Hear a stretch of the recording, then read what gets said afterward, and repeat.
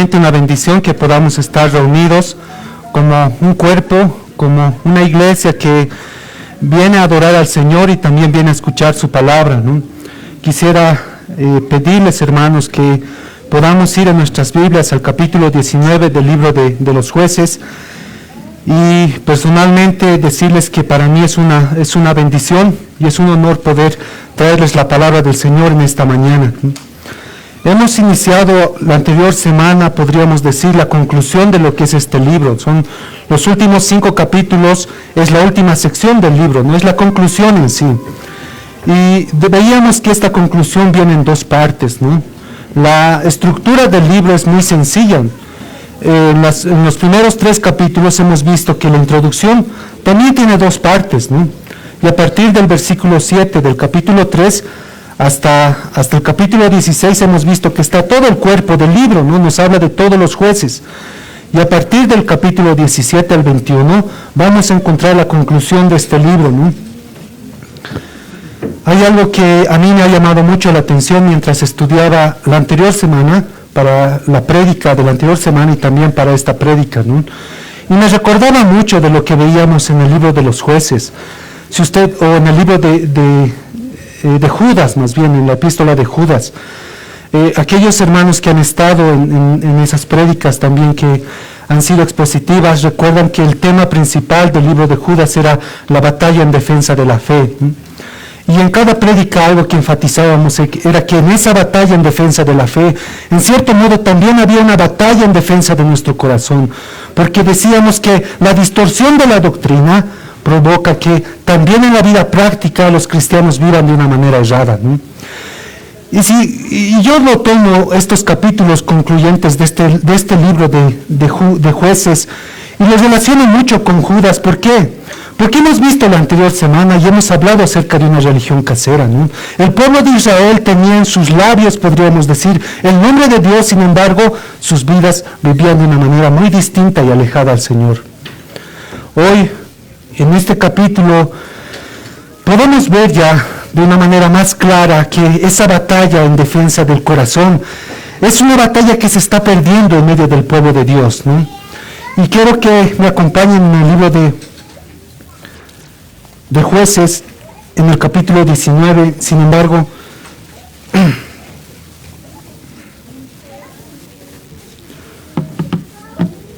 hay algo que antes de poder tener la lectura de este capítulo que quisiera enfatizar, ¿no?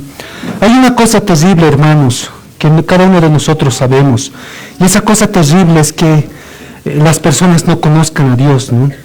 Cada uno de nosotros sabemos que la cosa más terrible que podría acontecer en nuestras vidas es que nosotros o que algún ser querido no conozca al Señor, ¿no? Por esa razón nosotros muchas veces oramos por nuestros familiares. Los miércoles escuchamos que varios hermanos de la iglesia piden por la conversión de sus seres queridos, ¿no? Y porque sabemos nosotros que una cosa terrible, hermanos, es no conocer a Dios.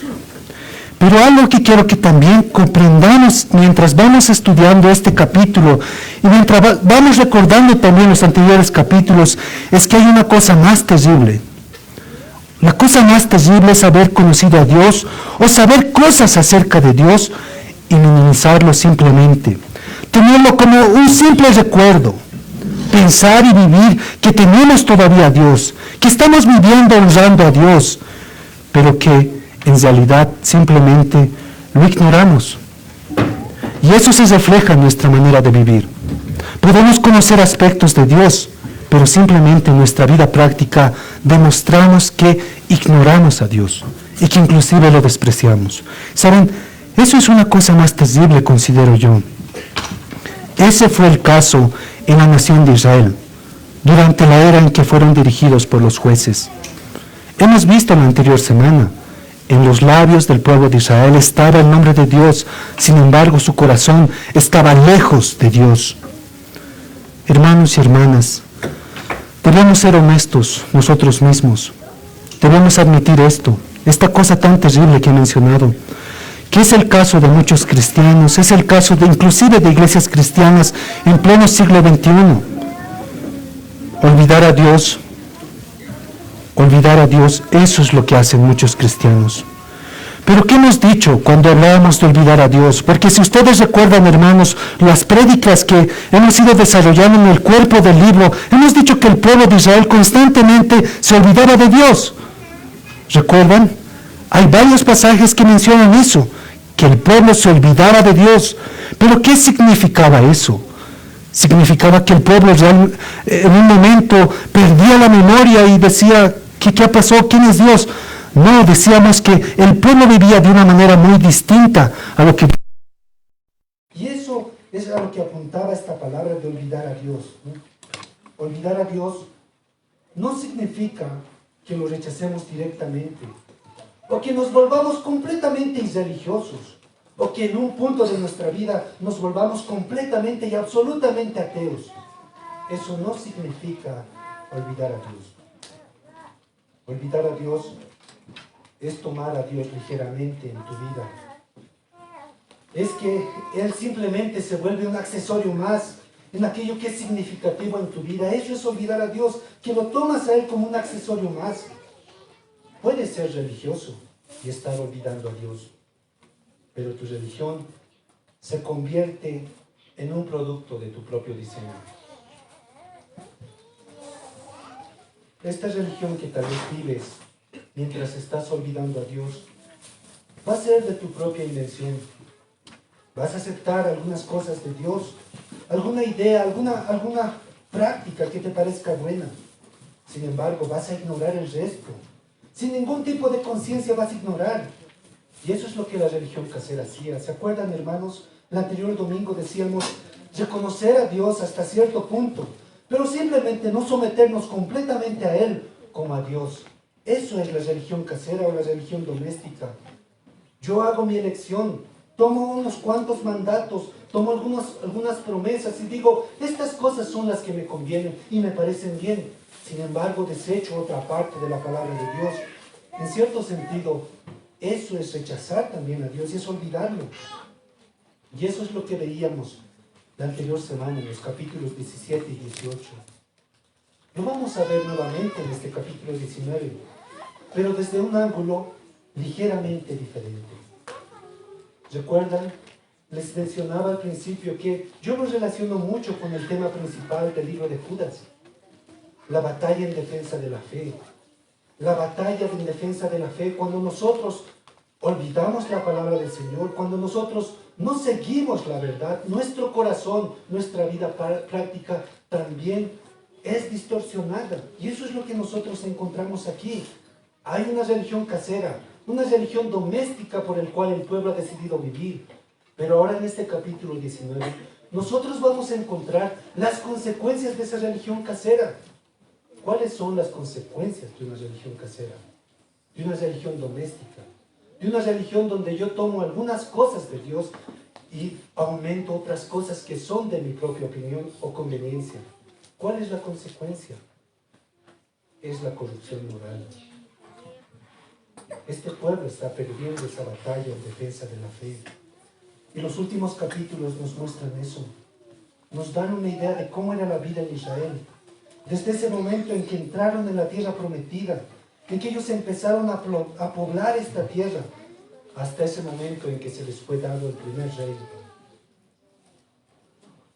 El libro, a pesar de que nos muestra muchas cosas buenas que hicieron muchos jueces, que fueron buenos, en este periodo de 200 a 400 años que comprende, nos muestra que ninguno de estos jueces era un verdadero salvador.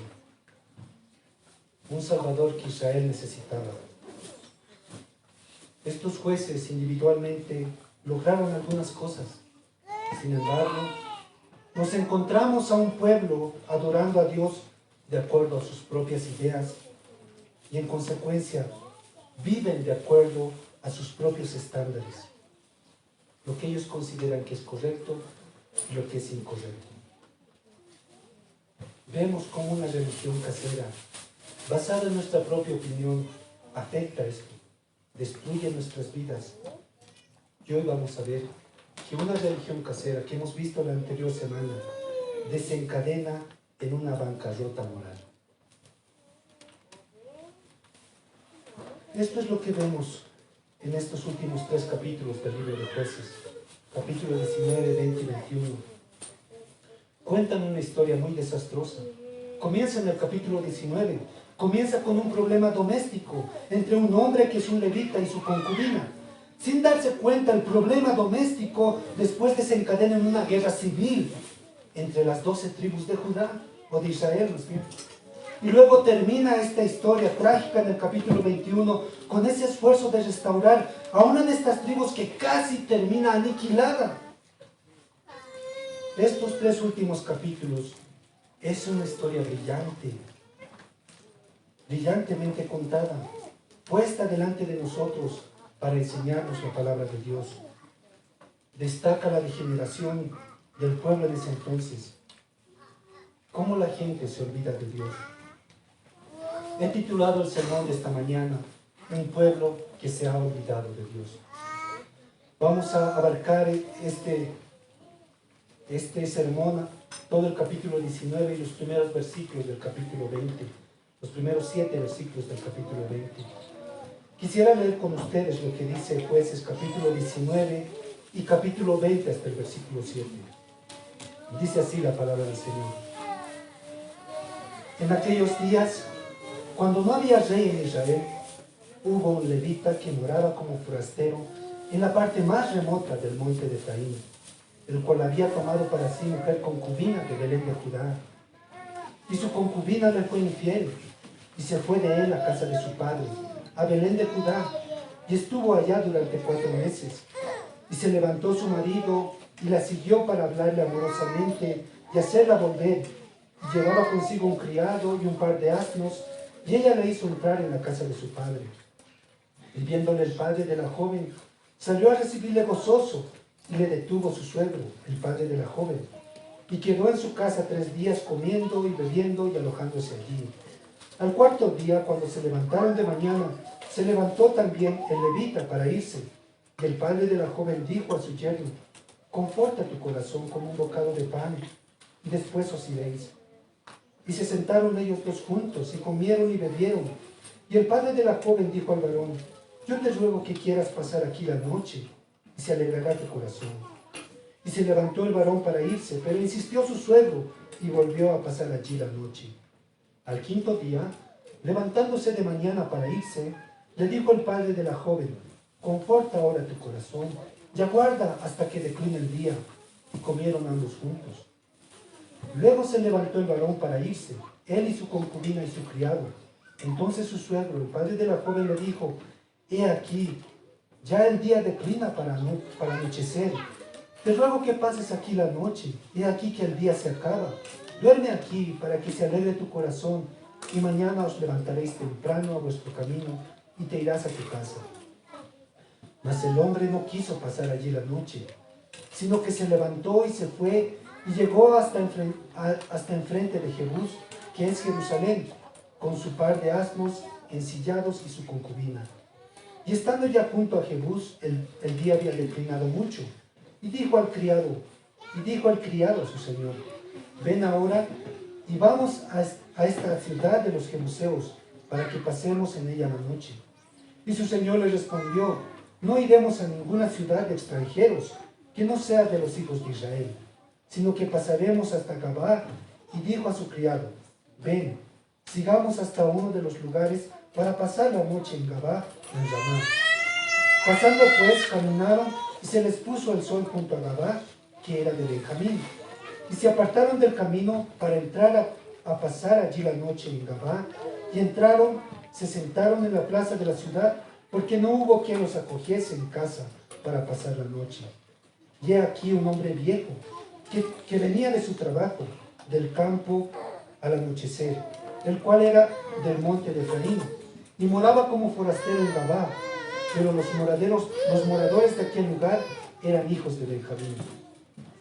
Y alzando el viejo los ojos, vio a aquel caminante en la plaza de la ciudad, y le dijo: ¿a dónde vas? ¿Y de dónde vienes? Y él respondió: pasamos de Belén de Judá a la parte más remota del monte de Efraín, de donde soy.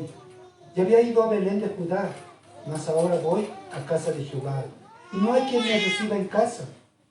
Nosotros Tenemos paja y forraje para nuestros asnos. Y también tenemos pan y vino para mí y para tu sierva y para el criado que está con tu siervo. No nos hace falta nada. Y el hombre anciano dijo, paz sea contigo. Tu necesidad toda quede solamente a mi cargo, con tal que no pases la noche en la plaza. Y los trajo a su casa y dio de comer a sus asnos, y se lavaron los pies y comieron y bebieron. Pero cuando estaban gozosos, he aquí que los hombres de aquella ciudad, hombres perversos, rodearon la casa, golpearon a la puerta y hablaron al anciano, dueño de la casa, diciendo, saca al hombre que ha entrado en tu casa, para que lo conozcamos. Y salió a ellos el dueño de la casa y les dijo, no, hermanos míos, os ruego que no cometáis este mal, ya que este hombre ha entrado en mi casa, no hagáis esta maldad. He aquí, mi hija virgen, y la concubina de él, yo os la sacaré ahora, humilladlas y hacer con ellas como os parezca, y no hagáis a este hombre cosa tan infame. Mas aquellos hombres no le quisieron oír, por lo que tomando aquel hombre a su concubina, la sacó y entraron a ella y abusaron de ella toda la noche hasta la mañana y la dejaron cuando apuntaba el alba. Y cuando ya amanecía, vino la mujer y cayó delante de la puerta de la casa de aquel hombre donde su señor estaba, hasta que fue de día. Y se levantó por la mañana su señor y abrió las puertas de la casa y salió para seguir su camino. Y he aquí la mujer, su concubina, estaba tendida delante de la puerta de la casa, con las manos sobre el umbral. Él le dijo, levántate y vámonos. Pero ella no respondió. Entonces la levantó el varón, y echándola sobre su asno, se levantó y se fue a su lugar. Y llegando a su casa, tomó un cuchillo, y echó mano de su concubina, y la partió por sus huesos en 12 partes, y la envió por todo el territorio de Israel. Y todo el que veía aquello decía, jamás se ha hecho ni visto tal cosa desde el tiempo en que los hijos de Israel subieron de la tierra de Egipto hasta hoy. Considerad esto, tomad consejo de hablar. Entonces salieron todos los hijos de Israel, y se reunió la congregación como un solo hombre, desde Dan hasta Berseba, y la tierra de Galad, a Jehová en Mizpa. Y los jefes de todo el pueblo, de todas las tribus de Israel, se hallaron presentes en la reunión del pueblo de Dios, 400,000 hombres de a pie, que sacaban espadas. Y los hijos de Benjamín oyeron que los hijos de Israel habían subido a Mizpa, y dijeron los hijos de Israel, decid cómo fue esta maldad. Entonces el varón levita, marido de la mujer muerta, respondió y dijo, yo llegué a Gaba de Benjamín con mi concubina para pasar allí la noche. Y levantándose contra mí los de Gaba, rodearon contra mí la casa por la noche, con idea de matarme, y a mi concubina la humillaron de tal manera que murió. Entonces tomando yo mi concubina, la corté en pedazos, y la envié por todo el territorio de la posesión de Israel, por cuanto han hecho maldad y crimen en Israel. He aquí, todos vosotros sois hijos de Israel. Dad aquí vuestro parecer y consejo. Vamos a orar, hermanos. Amantísimo Padre Celestial, te agradecemos, Señor, por la lectura de tu palabra. Gracias, Señor, porque en ella nosotros podemos encontrar tu voluntad escrita, Señor, tu consejo, tus mandatos, Señor, y tus promesas. Te ruego, Señor, que tú bendigas esta lectura, pero también, Señor, la explicación y la aplicación que vamos a dar, Señor, en tu palabra. Te ruego que tu Espíritu Santo sea quien esté guiando en todo momento, Señor, esta predicación. Que tú me asistas, Señor, de tal manera que se pueda explicar de manera clara, Señor, estos pasajes, pero también aplicarla, Señor, de manera fiel a lo que tu palabra, Señor, y tu corazón nos dice, Señor, en tu palabra. Te ruego también que tú asistas, Señor, a mis hermanos y que nos exhortes, Señor, y nos edifiques, Señor, a través de la predicación de tu palabra. Gracias por este tiempo, Señor, que tú nos permites tener. Que es un privilegio, Señor, tener tu voz, escuchar tu voz, Señor, y tener tu voz, Señor, plasmada en este libro que es tu palabra. Gracias, Señor, por esta mañana. Bendícenos, Señor, en este tiempo de la predicación. Y hemos orado en los méritos de nuestro Salvador, nuestro Señor Jesucristo. Amén.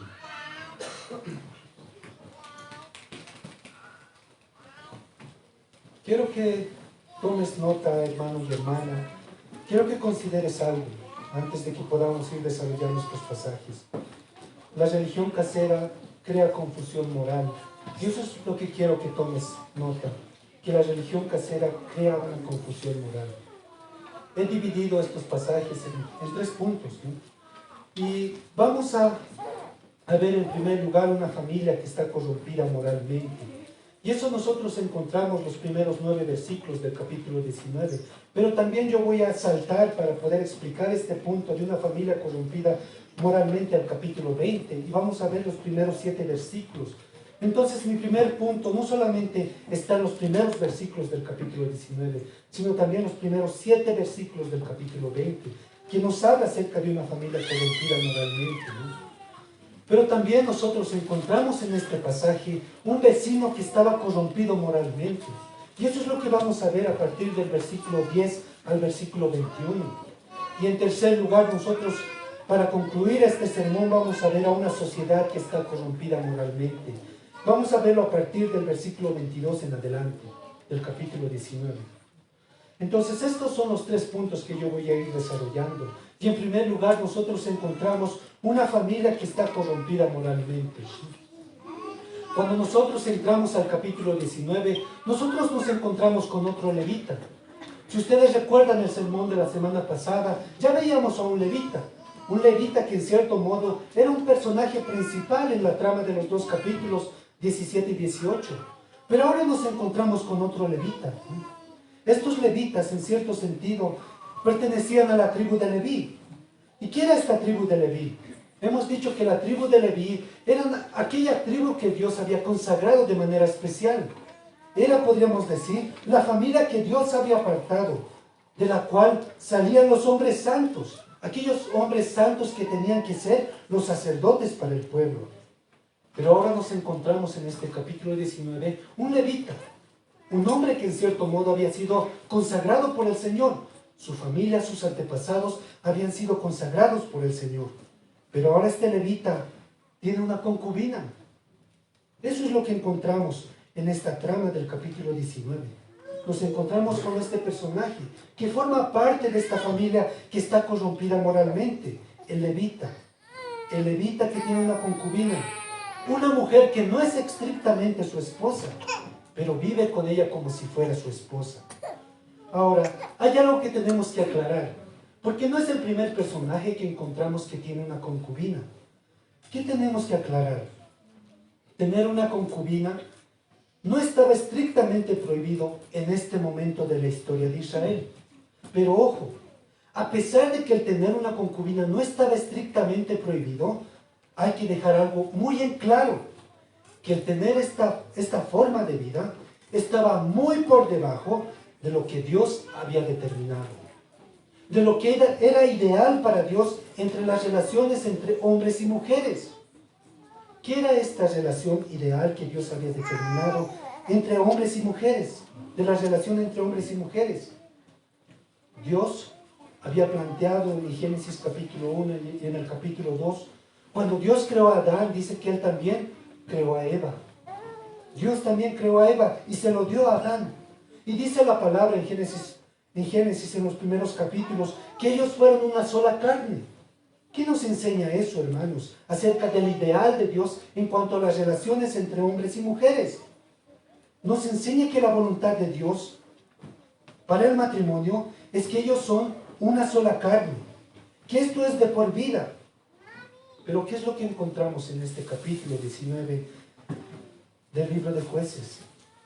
Vemos a un hombre que ha sido consagrado en cierto modo por el Señor mismo, que no está siguiendo este ideal, que no está siguiendo el diseño que Dios tiene en cuanto a las relaciones entre hombres y mujeres, sino que él tiene una concubina.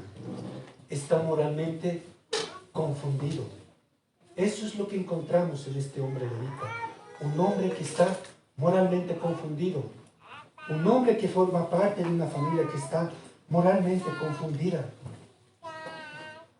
No solamente lo vemos en este aspecto en el que él tiene una concubina, que él está completamente confundido moralmente, sino también más adelante, si ustedes han prestado atención a la lectura, vemos también su confusión moral cuando él la forma en la que él responde a la reina cuando estos hombres de la tribu de Benjamín se acercan a la casa de este que les está hospedando.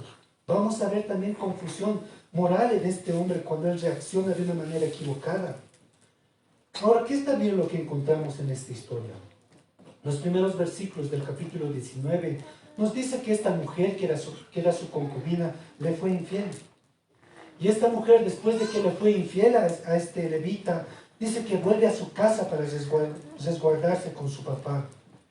Luego de unos meses, estos primeros versículos nos dice que este levita decide ir tras de ella.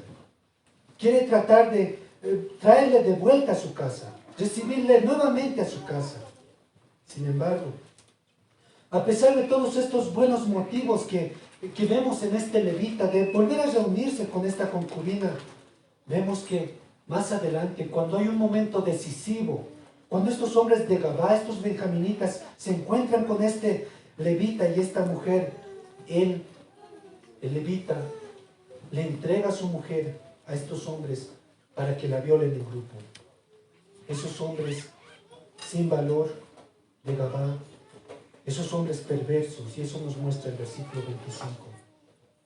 El hombre nos dice, el versículo 25, agarró a su concubina y la hizo salir con ellos.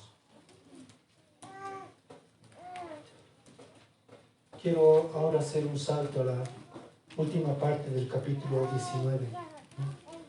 Ahí nos muestra que cuando él le entregó a su mujer a estos hombres benjaminitas, al día siguiente en la mañana, dice que esta mujer estaba recostada en el escalón, ¿no? Estaba en la puerta, dice que sus manos estaban en el umbral de la puerta, y vemos cómo él responde a lo que ya ha sucedido con su mujer, a la cual ha ido a buscar en la primera parte del capítulo 19.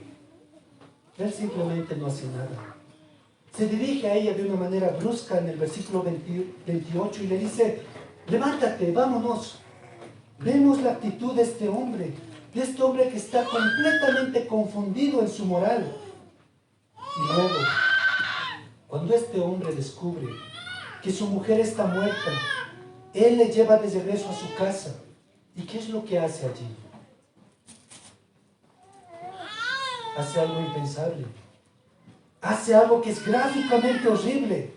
Él determina pedir justicia, pero como vemos en este relato, él lo hace de una manera completamente horrible. Dice la historia que corta en 12 partes el cuerpo de su mujer y lo entrega, dice, y lo distribuye por las 12 tribus de Israel. ¿Se pueden imaginar eso, hermanos? ¿Se pueden imaginar la mentalidad de este hombre levita? Un hombre que, entre comillas, había sido consagrado al Señor, de cómo él procede en esta historia. Con estas partes del cuerpo que él lo parte en 12, dice que él procura buscar justicia. Él está tratando de mandar un mensaje. Él está tratando de decir a todo el pueblo de Israel, esto es lo que me ha pasado. Esto es lo que ha pasado en Israel. Esto es lo que está sucediendo en la ciudad de Gaba, entre la tribu de Benjamín. Él está tratando de buscar justicia, pero de una manera muy equivocada. No solamente encontramos estos matices en este hombre levita, estos matices de una corrupción moral. Si nosotros nos vamos también a los primeros versículos del capítulo 20, también encontramos cómo él responde. Dice que cuando el pueblo de Israel entendió el mensaje que este hombre levita había mandado con las partes de esta mujer, dice que ellos se reunieron. Quiero leer nuevamente los primeros 7 versículos del capítulo 20. Dice, entonces salieron todos los hijos de Israel y se reunió la congregación como un solo hombre, desde Dan hasta Berseba, y la tierra de Galaad, a Jehová en Mizpa. Y los jefes de todo el pueblo, de todas las tribus de Israel, se hallaron presentes en la reunión del pueblo de Dios. Dice que había 400,000 hombres de a pie que sacaban espada. Y los hijos de Benjamín oyeron que los hijos de Israel habían subido a Mizpa. Y dijeron los hijos de Israel, esto le dijeron a Levita, decid cómo fue esta maldad. Entonces el varón levita, marido de la mujer muerta, respondió y dijo, yo llegué a Gaba de Benjamín con mi concubina para pasar allí la noche. Y levantándose contra mí los de Gaba, rodearon contra mí la casa por la noche, con la idea de matarme. Y a mi concubina la humillaron, de tal manera que murió. Entonces, tomando yo mi concubina, la corté en pedazos y la envié por todo el territorio de la posesión de Israel, por cuanto han hecho maldad y crimen en Israel. He aquí todos vosotros sois hijos de Israel. Dad aquí vuestro parecer y consejo. ¿Cómo encontramos la corrupción moral de este hombre en estos versículos? Cuando las tribus de Israel dice que obtienen estas partes del cuerpo de la mujer, dice que ellos dicen, nunca antes ha sucedido algo así en nuestra nación, desde que hemos subido de Egipto. Nunca ha sucedido algo tan infame. Y en los versículos 1 al 7, vemos cómo estos hombres interrogan a este levita, ¿no? Y en esta interrogación, vemos la corrupción moral de este levita. Este hombre simplemente les miente. No les dice toda la verdad. Ellos le preguntan, ¿qué es lo que pasó? Y de una manera muy elocuente dice lo que supuestamente pasó a su vista, ¿no? Él miente. Amplía la verdad, edita lo que ha sucedido, cambia algunos puntos para verse mejor. Escucha lo que dice el versículo 5 del capítulo 20. Levantándose contra mí los de Gaba, rodearon contra mí la casa por la noche con idea de matarme, y a mi concubina la humillaron de tal manera que murió. Si has prestado atención a la lectura que hemos hecho de todo el capítulo y de toda esta sección que estamos estudiando, tú te das cuenta que eso no es cierto. La verdad que nosotros encontramos versículos anteriores es que estos hombres de Gabá querían violarlo a él. Pero ¿qué es lo que él hizo? Juntamente con aquel hombre que lo estaba hospedando, ofrecieron a las mujeres que estaban habitando ese hogar. Cuando estos hombres de Gabá no querían a estas mujeres y tomaron a este hombre levita, este hombre levita simplemente tomó a su mujer y los entregó a estos hombres. Y esto es lo que la historia nos muestra. Pero este versículo 5 no nos dice eso. Este hombre levita no muestra la verdad, simplemente lo edita.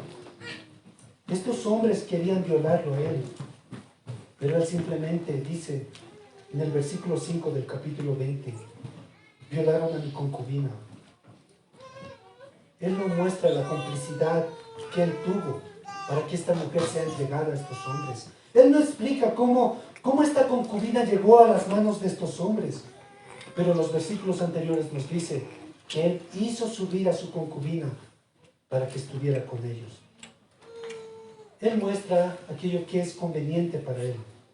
Evita decir esa parte que sabe que va a afectar su reputación. Quiere justicia, en cierto modo. Por eso ha enviado partes del cuerpo a todas partes de Israel. Quiere justicia, lo cual es moralmente bueno. Pero él es deshonesto al buscar esta justicia, lo cual es moralmente malo. Lo que vemos aquí, hermanos y hermanas, en este personaje que forma parte de esta familia que está corrompida moralmente, vemos a un hombre que está confundido moralmente. El autor del texto, en cierto sentido, de manera sutil, subraya esta confusión moral que hay en esta historia. Este hombre levita no mantenía una relación marital con esta mujer, algo que ya nos ha debido dejar en claro. Este levita tenía una concubina, que no es lo mismo que un matrimonio en sí. Pero si nosotros prestamos atención a las palabras que usa el autor en este capítulo, muestra en cierto modo, de manera sutil, la confusión moral que había en este entonces. Repetidas veces, si ustedes han prestado atención, el autor se refiere a este levita como el esposo de la concubina en el versículo 3 del capítulo 19, versículo 4 del capítulo 20. Pero no solamente eso, no solamente le muestra a este concubino, con esta concubina como esposos, que eso ya es una confusión en cierto modo, sino también en la parte introductoria de este capítulo 19, muestra al padre de la concubina como si fuera el suegro de este levita. En cierto modo el autor está tratando de destacar esa relación que debe existir en un casi matrimonio. No es en sí una relación ideal que Dios ha establecido. Estas cosas sutiles que nosotros encontramos en el autor nos muestran lo degenerado y la corrupción moral que existía en ese entonces. No solamente nos muestra eso de manera sutil. Si ustedes ven en el versículo 27 del capítulo 19, ya no se refiere a este levita como el esposo de esta mujer, sino como el amo, como el Señor. El autor está tratando de mostrar de manera sutil, hay una confusión moral en toda esta historia. ¿Qué es este hombre de esta mujer? ¿Es su esposo o finalmente su amo? Esa era la manera y esa es la figura que nos está mostrando esta historia, en esta parte de la historia de los jueces, en todo este... Ese es el retrato feo que nosotros encontramos en esta historia, una confusión moral. Y eso sutilmente nos muestra el autor. El levita se dirige a estos hombres en el capítulo 20 que se han reunido, a este pueblo de Israel que está reunido para en cierto sentido hacer justicia. Y les dice, estos tipos de Galaad trataron de matarme, se llevaron a mi concubina y la violaron, la asesinaron. Esa es la forma en la que él está contando la historia. En resumen, hermanos, cuando hablamos de este levita, que forma parte de esta familia que está corrompida, que está corrupta moralmente, podemos decir, este hombre es un hombre cobarde, tiene un corazón frío, es un hombre calculador. Y la razón por la que es así es porque él ha descubierto una forma de vivir que es mucho menos inferior de la forma en la que Dios le ha dicho. Él ha descubierto una forma de vivir que es menos inferior de la que Dios ha demandado a su pueblo. Y ha demandado a aquellos levitas a los cuales él ha consagrado. Él ha sido influenciado, en cierto modo, por alguna parte de la palabra de Dios. Pero él está lejos de ser sumiso a la voluntad de Dios y la palabra de Dios. Su religión es una religión casera, es una religión doméstica, donde él toma alguna parte de la palabra de Dios, pero también toma su propia opinión para poder llevar a cabo su propia vida. Esto resulta en que él está moralmente confundido. Pero no es el único que está moralmente confundido. Volvamos a la parte de adelante del capítulo 19. En el versículo 2 nosotros encontramos a la mujer, a esta concubina. ¿Qué es lo que hace esta concubina con este hombre? Dice el versículo 2 que esta concubina le fue infiel. Vemos esta confusión moral que existe en este entonces, que muestra no solamente la confusión moral que existe en el levita, sino también en la mujer. Eso provocó un desastre, podríamos decir, un desastre doméstico, hasta el punto que el levita tuvo que ir a la casa de esta mujer. Entonces encontramos en esta familia dos personajes que están confundidos moralmente. En primer lugar, el levita, que se desarrolla en varios versículos de esta sección. Pero también encontramos a la mujer que está confundida moralmente. Pero hay un padre también que está confundido moralmente. En estos versículos, del versículo 1 al 9 del capítulo 19, encontramos que interactúan tanto el levita como el padre de la concubina. Y en cierto modo encontramos a este padre que le hace una invitación con mucha insistencia, ¿no? Hasta tal punto que el levita se tiene que quedar 5 días en la casa de este padre. 5 días hospedado. Y con mucha insistencia el padre quiere seguir que este levita se quede en su casa, ¿no? Hasta tal punto que en el versículo 9 y 10 vemos que el hombre levita decide finalmente irse de su casa. Él dice, no, ya me tengo que ir. Pero encontramos al padre, a partir del versículo 4 hasta el versículo 9, que con tanta insistencia invita a este levita a quedarse. ¿Qué es lo que está detrás de todo esto? En la cultura de ese entonces, los castigos tanto para el adulterio y los castigos tanto para el abandono a un amo eran completamente severos. ¿Qué es lo que les esperaba a aquellas personas que cometían adulterio, en el caso de la concubina? ¿Qué es lo que les pasaba a las personas que abandonaban a sus amos? Sigue siendo el caso de la concubina. Había castigos de muerte. había castigos completamente severos, no solamente para esta persona que violaba estas cosas, sino también la desgracia caía sobre la familia. En cierto modo, el padre se veía afectado por lo que su hija había hecho. Y por eso, en cierto modo, vemos que el padre está tratando de retener y hacer favor a este levita. ¿Qué es lo que quiere este hombre, en resumen? Él está tratando de retener a este levita para que él no presente cargos y la desgracia no caiga sobre su casa. Pero finalmente vemos que él entrega a la concubina a este levita. Si han prestado atención a los detalles, hermanos, no vemos que el levita interactúa con la mujer, con la concubina. No vemos, en cierto modo, que el levita le pregunta, ¿tú quieres ir conmigo? ¿Quieres regresar a nuestra casa conmigo? No vemos que la mujer da su aprobación al levita y le dice, sí, por supuesto, quiero ir contigo, quiero volver, quiero que me perdones y quiero vivir contigo. El relato de estos primeros versículos, hasta el versículo 9, simplemente nos muestra una interacción entre el hombre, levita, y el padre de la concubina. No vemos que la mujer da un consentimiento a irse nuevamente con el levita. ¿Qué es lo que nos muestra eso? ¿Cómo nos muestra eso la corrupción moral que había en ese entonces, en esta familia? Tanto el levita como el padre simplemente veían a esta mujer como un objeto. El levita veía a esta mujer como un objeto para poder satisfacerse sexualmente. Pero el padre, en cierto modo, veía también a su propia hija como un objeto para poder evitar la desgracia que podía caer sobre su familia. La corrupción moral habitaba en medio de esta familia. Pero no eran los únicos que estaban moralmente confundidos. En segundo lugar, nosotros encontramos un vecino corrompido moralmente. Quiero leer los versículos a partir del versículo 10 hasta el versículo 21. Hablando de levita, dice el versículo 10, mas el hombre no quiso pasar allí la noche, sino que se levantó y se fue, y llegó hasta enfrente de Jebús, que es Jerusalén, con su par de asnos ensillados y su concubina.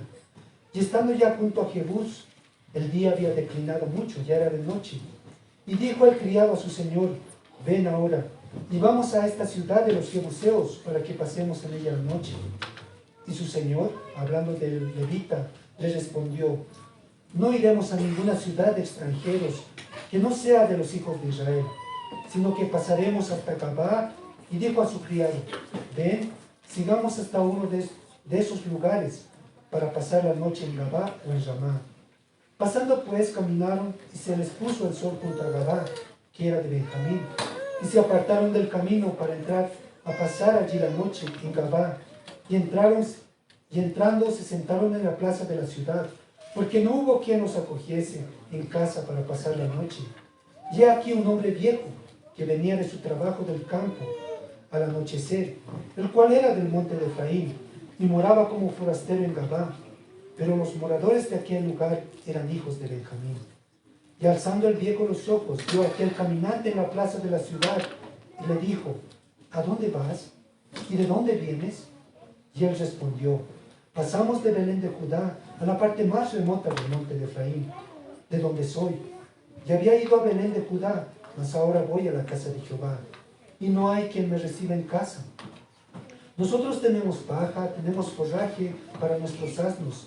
También tenemos pan y vino para mí, para tu sierva y para el criado que está con tu sierva. No nos hace falta nada. Y el hombre anciano dijo, paz sea contigo. Tu necesidad toda queda solamente a mi cargo, con tal que no pases la noche en la plaza. Y los trajo a su casa, y dio de comer a sus asnos, y se lavaron los pies, y comieron y bebieron. ¿Qué es lo que encontramos en esta parte del relato? El hombre levita ha salido ya de la casa del padre de la concubina y está acompañado con su concubina y un siervo. Y ellos ven que ya está a punto de anochecer y simplemente este hombre levita no quiere hacer una parada en Jebús, que actualmente o más adelante va a ser Jerusalén. ¿Por qué? Porque ese lugar aún está habitado por los cananeos. Y él dice, no podemos estar en este lugar. Tenemos que llegar a un lugar donde habitan personas de nuestro pueblo, de Israel. Así que vamos a ir hasta Gabá o Ramá. Aproximadamente Gabá estaba a unos 5 kilómetros de Jerusalén y Ramá estaba a unos 10 kilómetros. Dice que ellos continuaron caminando.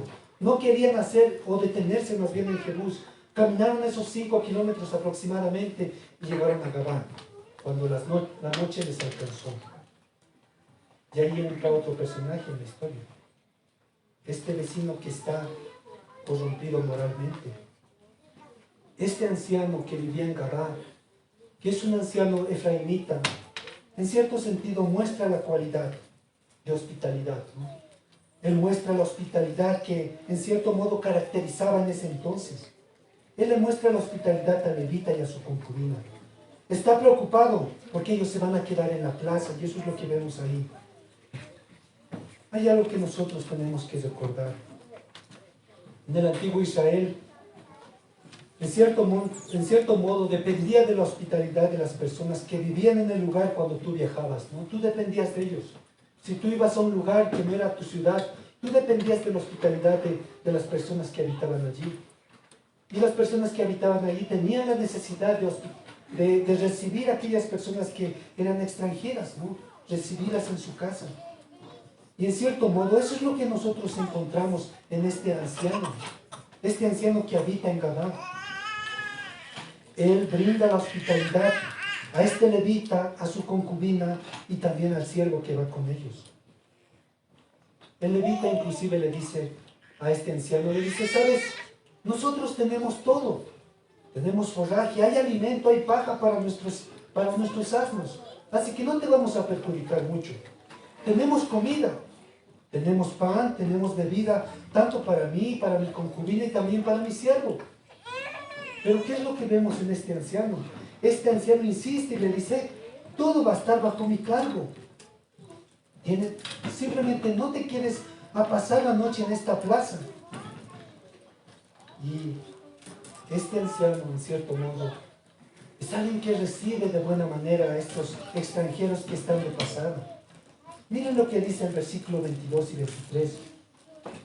Pero cuando más adelante encontramos qué es lo que sucede ya con este anciano, dice, pero cuando estaban gozosos, he aquí que los hombres de aquella ciudad, hombres perversos, rodearon la casa golpeando la puerta y hablaron al anciano dueño de la casa diciendo, saca al hombre que ha entrado en tu casa para que lo conozcamos. Y salió a ellos el dueño de la casa y les dijo, no, hermanos míos, os ruego que no cometáis este mal, ya que este hombre ha entrado en mi casa y no hagáis esta maldad. ¿Qué nos muestran esos versículos? ¿Saben? Hemos visto que este anciano recibe con toda prestancia a estos viajeros, al levita, a la concubina y también al siervo, hasta el modo que les insiste y les dice, no importa que tengan ustedes forraje, tengan bebida y tengan pan, ustedes son bienvenidos en mi casa y todo lo que ustedes hagan estará bajo mi cargo. Pero algo que también es resaltable en estos dos versículos que hemos leído, también es la reacción que él tiene cuando los visitantes malvados de Gabá se presentan en su puerta. Estos visitantes golpean la puerta de este anciano y le dicen, saca a ese extranjero, que queremos conocerlo. Pero ¿cómo él responde? El versículo 23 nos dice, no, hermanos, no cometáis este mal. Este hombre ha entrado en mi casa. No haga esta maldad conmigo, no más bien con él. Esta es una respuesta moralmente justa. En cierto modo podríamos decir, la respuesta de este anciano es algo elogiable. Tal vez tú al escuchar cómo este hombre es tan valiente, cómo muestra su valentía ante estos hombres perversos, tú puedes decir, es algo para aplaudir. Pero un versículo después, el versículo 24, vas a ver cuál es la mentalidad de este hombre. Igualmente corrompido moralmente. ¿Qué es lo que nos dice el versículo 24? El anciano, dirigiéndose a estos hombres perversos, les dice, he aquí mi hija virgen y la concubina de él. Yo os las sacaré ahora, humilladlas y haced con ellas como os parezca. Y no hagáis a este hombre cosa tan infame. Eso es lo que encontramos en medio de los elogios que tal vez este anciano podría recibir. Este hombre hospitalario, este hombre valiente que es capaz de enfrentarse a estos hombres perversos. Pero el versículo 24 también nos muestra un corazón corrupto en este hombre anciano. ¿Qué es lo que hace él? Ofrece a su hija y a la concubina. A estos violadores les entrega a su hija y a la concubina. Como padre de una hija, yo pienso que a este hombre realmente le faltaba un tornillo o más de un tornillo. Como padre de una hija, yo pienso que este hombre realmente tenía deficiencias cerebrales para poder hacer esto. ¿Puedes imaginarte, hermano y hermana? ¿Puedes imaginarte cómo se puede haber sentido la hija al escuchar a este hombre, a su propio padre, ofrecerles a estos violadores? ¿Puedes imaginarte? ¿Qué es lo que está pasando en esta historia? Hay una confusión moral. En este anciano, en cierto modo, encontramos a un hombre que también ha descubierto una forma de vivir en medio de la maldad que acaba. Es elogiable, inclusive hasta el punto de aplaudirlo, cómo él guarda los aspectos de la hospitalidad y la valentía en esa época. Pero ahora se encuentra en un dilema. Hay una contradicción en su forma de proceder. Trata de salir de este problema en el cual él se encuentra, en este dilema, de una manera en la cual él muestra que no está sometido a Dios. Hay una ambigüedad en su forma de proceder.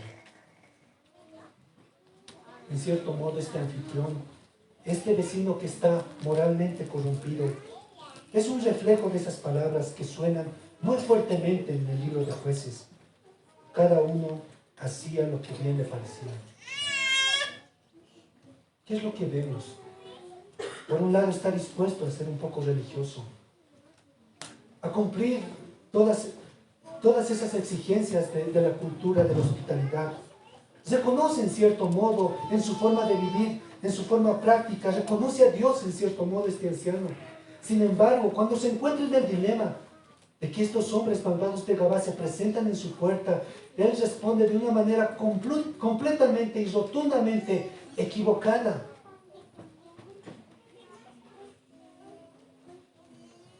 Él en cierto modo reconoce a Dios, pero para poder zafarse del problema, él responde de una manera que está de acuerdo a sus propios estándares.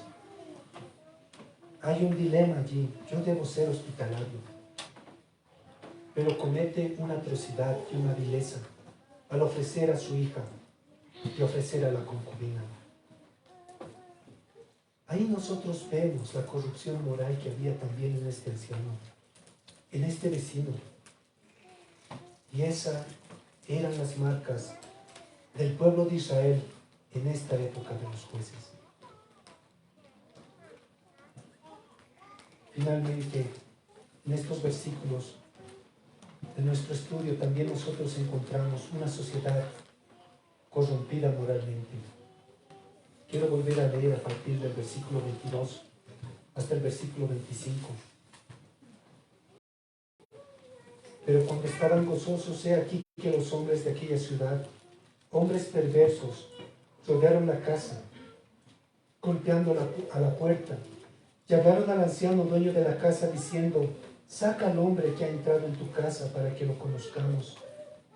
Y salió a ellos el dueño de la casa y les dijo: no, hermanos míos, os ruego que no os cometáis este mal, ya que este hombre ha entrado en mi casa. No hagáis esta maldad. He aquí mi hija virgen y la concubina de él. Yo os la sacaré ahora, humilladlas y haced con ellas como os parezca. Y no hagáis a este hombre cosa tan infame. Mas aquellos hombres no le quisieron oír, por lo que tomando aquel hombre, el levita, a su concubina, la sacó y entraron a ella y abusaron de ella toda la noche, hasta la mañana. Y la dejaron cuando apuntaba el alba. Estos versículos nos muestran este tercer punto, que es una sociedad corrompida moralmente. Esta ciudad, Gabá, era una ciudad de la tribu de Benjamín. Allí habitaban estos hombres, los benjaminitas, ¿no? Y si ustedes se han dado cuenta, el levita tuvo la oportunidad de quedarse en una ciudad que no era israelita, en Jebús, que más adelante va a ser Jerusalén. ¿Cuál era la razón? La razón para el levita de no quedarse en Jebús, a pesar de que ya estaba a punto de anochecer, era de que allí habitaban cananeos. ¿Y qué es lo que dice este levita a su siervo? Le dice, no es mejor que nosotros vayamos a nuestras propias ciudades. Es mejor que nosotros vayamos a una de las ciudades de la tribu de Israel. Vamos a Gabá o Ramá, que está más lejos. A pesar de que va a anochecer, es mejor y es más seguro que nosotros estemos en una de esas ciudades. Casi al anochecer ellos llegan a Gabá. Sin embargo, en Gabá se encuentran con estas personas, los benjaminitas. ¿Quiénes son estos benjaminitas? Son el pueblo del pacto de Dios. Son el pueblo que tenía la ley de Dios. Son el pueblo que había experimentado las bendiciones de Dios. Son el pueblo que ahora vivían en la tierra que Dios les había dado. Sin embargo, ¿cómo los describe el autor a estos hombres? El versículo 22 dice que los hombres de la ciudad eran hombres perversos. Eran hombres sin valor. Si tú estás familiarizado con las historias del Antiguo Testamento, probablemente esta historia que ha sucedido en Gabá te parezca algo familiar, o una historia que tal vez lo has leído en Génesis. Es muy similar a lo que sucedió en Génesis capítulo 19. Dice que en esa historia de Génesis había dos ángeles, dice que fueron a la ciudad de Sodoma. Ahí es donde vivía Lot. Estos dos visitantes dice que fueron hospedados por Lot. También ahí se muestra la hospitalidad. Y antes de que Dios trajera el juicio, dice que estos hombres llegaron a esta ciudad. Lot, de cierto modo, les brindó hospitalidad. Y cuando estos ángeles, dice que estaban en la casa de Lot, dice que hombres de la ciudad rodearon la casa y le dijeron a Lot, saca a esos dos hombres extranjeros, aquellos a los que tú estás hospedando, para que nosotros los conozcamos carnalmente. ¿Qué es lo que vemos aquí? En esa historia de Génesis, estos hombres de Sodoma querían hacer lo mismo con estos dos ángeles. Querían violarlos. Y estos hombres de Gabá querían hacer lo mismo. Cuando nosotros vemos esa palabra, cuando ellos dicen, queremos conocerlo, eso es un eufemismo. Es una palabra, un eufemismo, es reemplazar una palabra que suena muy fuerte, ¿no? Entonces la palabra en sí significa conocerlo sexualmente. Eso es lo que querían estas personas de Gabá. En Lot, en cierto modo, en Génesis, vemos también ese tipo de confusión moral que había en él, cuando él ofrece a sus hijas. Pero ¿qué es lo que sucede en esa situación? Estos dos ángeles dicen que causan a los hombres de la ciudad una ceguera. Y así Lot y sus hijas escapan. Luego Dios dice que hace llover juicio sobre la ciudad. Pero aquí en el libro de Jueces, la historia no termina de esa manera. Esta ciudad de Gaba es la ciudad del pueblo escogido de Dios. Están en la tierra prometida. Lo que el autor está tratando de hacer es contar la historia y trazar esos dos paralelos entre lo que sucedió en Sodoma y lo que sucedió en Gaba. ¿Y cuáles son esos paralelos? Lo que el autor nos quiere decir es que el pueblo de Dios en esta época del libro de los Jueces está viviendo como los sodomitas, están viviendo como paganos. No hay ninguna diferencia en la forma en la que ellos piensan. Los israelitas en la época de los Jueces han sido tan canonizados en su moralidad que no hay ninguna diferencia con la moralidad de las personas paganas. ¿Saben, hermanos y hermanas? Lamentablemente, eso se puede decir de muchos cristianos en nuestro alrededor. ¿Acaso no es cierto también esto para nosotros hoy en día? Quiero hacerte algunas preguntas. ¿Hay prácticas morales en tu vida que no sean diferentes a las prácticas morales de tus vecinos, que no sean diferentes a las prácticas morales de tus compañeros de trabajo, inclusive de los miembros de tu familia que no conocen al Señor. Hay prácticas morales en tu propia vida que no se diferencian a las prácticas del mundo. ¿Cómo usas tu tiempo? ¿Cómo piensas acerca de tu tiempo? Dios nos dice en su palabra, recuerda el día de reposo para guardarlo santo. Pero ¿qué es lo que dice el mundo? El mundo simplemente dice, el domingo es un día más, es el fin de semana, es el día que tú tienes que procurar estirarlo más para que puedas hacer más cosas. No sé, andar a la iglesia durante 1 hora o 2 horas, pero después puedes ir a otro lado, puedes seguir haciendo tus actividades. El domingo es un día en el que tú tienes que estirarlo más. ¿Cómo usas tú tus palabras? ¿Cómo es que tú hablas? La Biblia nos dice que la contaminación sale de nuestras bocas. La Biblia también dice que ninguna corrupción debe salir, debe ser escuchada de las bocas de los hijos del Señor. Pero ¿qué es lo que nos dice el mundo? El mundo nos dice, arréglatelas por ti mismo, con tu forma de ser, con tu forma de hablar. Aun si tengas que lastimar a otros, hazlo. Eres tú. Sé tú mismo. Eso es lo que nos dice el mundo. ¿Cómo piensas en cuanto a tu vida? ¿Cómo piensas en cuanto a la administración inclusive de tus finanzas? El Señor Jesucristo nos dice, no hagan tesoros en la tierra, donde la polilla y el orín corrompen, donde los ladrones se meten para robar, sino haceos tesoros en el cielo, donde la polilla y el orín no corrompen, y donde los ladrones no se meten ni hurtan. Sin embargo, ¿qué nos dice el mundo? Haz todo lo que puedas. Trata de conseguir todo lo que puedas. Agárrate, aférrate a este mundo, porque solamente se vive una vez. Consigue todo lo que puedas. Solamente se vive una vez. Hermanos y hermanas, debemos estar dispuestos a examinarnos a la luz de su palabra, de la palabra de Dios. Y debemos estar dispuestos a pedirle a Dios que nos ayude a ver cuál es la verdad. ¿Cómo debemos vivir nosotros? Lamentablemente, muchos de nosotros debemos recordar y debemos reconocer, hermanos y hermanas, que hemos sido formados en nuestro pensamiento más por el mundo que por el Señor. En los puntos clave de cómo nosotros vivimos, más hemos sido nosotros formados por cómo piensa el mundo. Si tú no estás sinceramente dedicado a Cristo como tu Señor, si tú no estás dispuesto a abrir cada área de tu vida a Cristo como Señor, algo que te tiene que quedar en claro, hermano y hermana, es que tú inevitablemente vas a comenzar a crear tus propios estándares de lo que es bueno y de lo que es malo. Si tú no te has sometido al Señor, si tú no tienes a Cristo como tu Señor, tú vas a comenzar a crear tus propios estándares de lo que es bueno y lo que es malo, de lo que es correcto y lo que es incorrecto.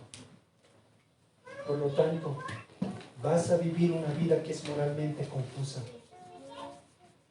Seguramente vas a tener muchas cosas de las cuales los hombres van a poder elogiar. Tal vez tu hospitalidad, tal vez tu valentía.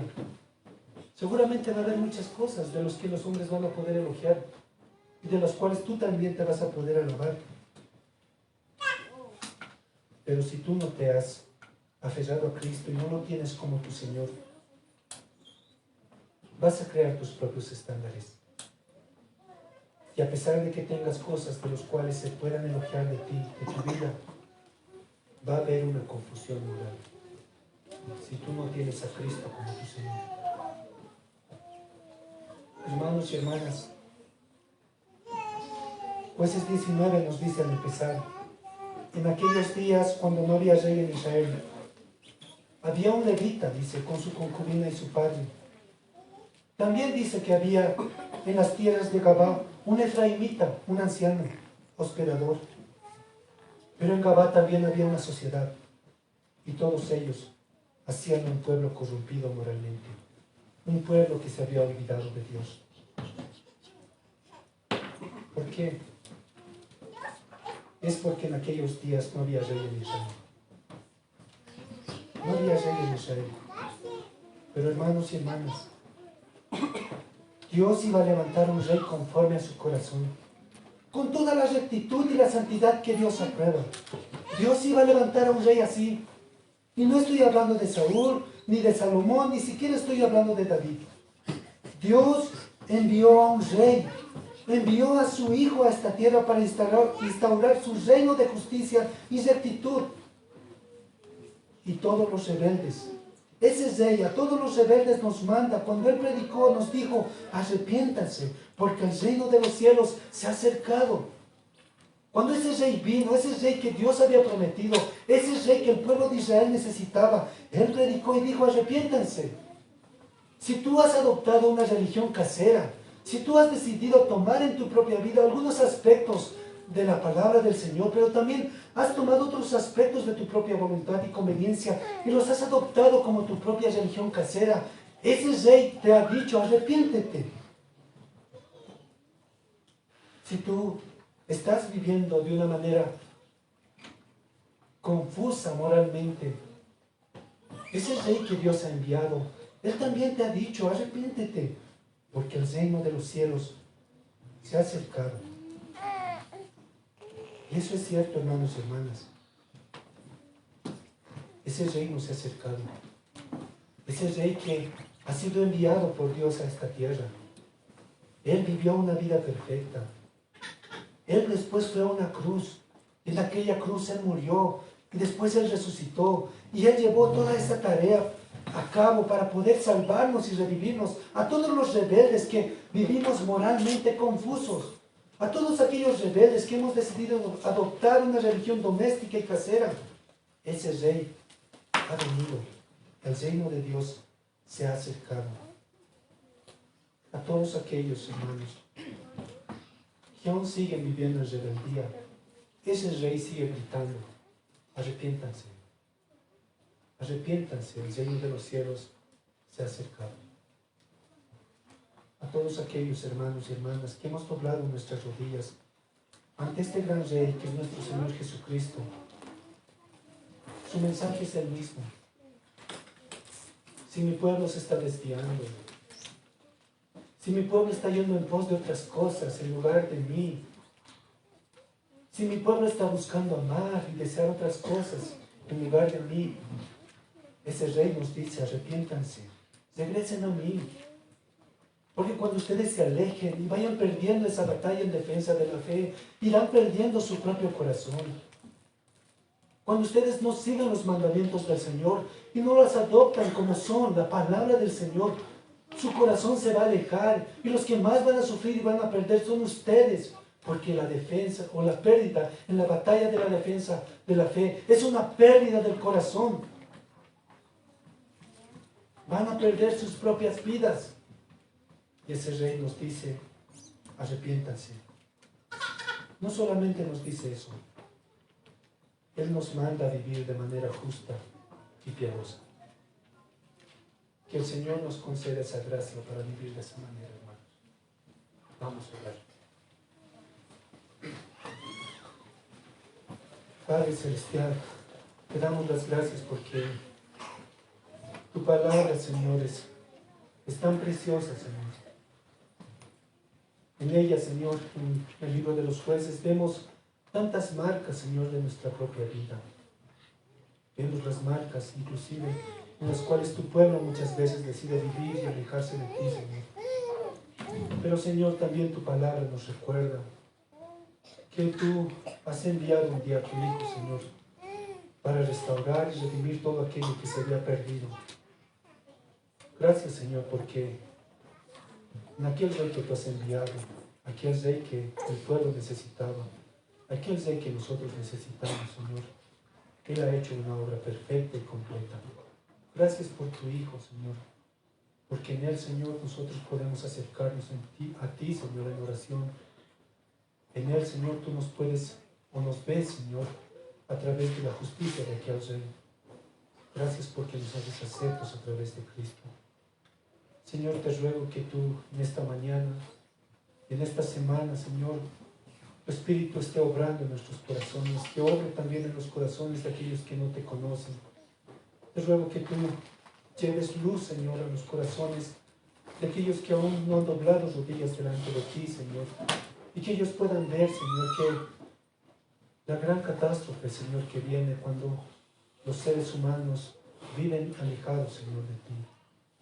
Te ruego, Señor, que también tú obres, que tu Espíritu trabaje, Señor, en los corazones de mis hermanos, cuando ellos muchas veces decidan, Señor, de manera rebelde, apartarse, Señor, de tus mandatos, ir en pos de otras cosas, Señor, y no de ti. Te ruego, Señor, que tú obres con poder, como tú siempre lo haces, Señor. Gracias por el tiempo de la predicación de tu palabra. Gracias, Señor, por cada uno de mis hermanos. Bendice, Señor, a tu pueblo, de tal modo que ellos sigan escudriñando, Señor, en tu palabra y sigan creciendo en la estatura de tu Hijo, nuestro Señor Jesucristo.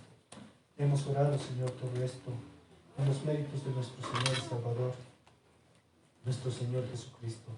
Amén.